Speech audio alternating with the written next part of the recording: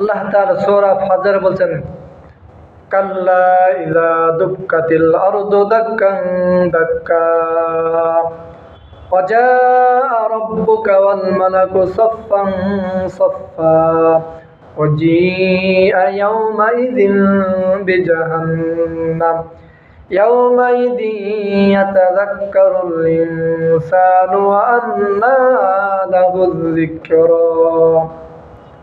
কখনো নহে, যখন জমিনকে ভাঙ্গিয়া চূর্ণ বিচূর্ণ করিয়া দেওয়া হবে, অর্থাৎ জমিনকে যখন চূর্ণ বিচূর্ণ করিয়া দেওয়া হবে,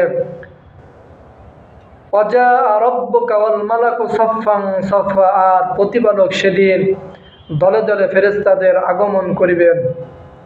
দলে দলে ফেরেশতারা কি করিবেন? আগমন করিবে। আর সেই দিন যখন দোজখ আনা হইবে, ওয়াজিআ ইয়াওমাইযিন বিজাহান্নাম, সেদিন যখন দোজখকে জাহান্নামকে আনা হইবে, ইয়াওমাইযি ইয়াতাযাক্কারুল ইনসানু আন্না লাহু যিকরা, কিন্তু ওই দিন মানুষ স্মরণ করিবে। ওই দিন কি করিবে? মানুষ স্মরণ করিবে, কিন্তু এই স্মরণ কি কোনো কাজে আসবে না? কোনো কাজে আসবে না। এই স্মরণ কোনো কাজে আসবে না।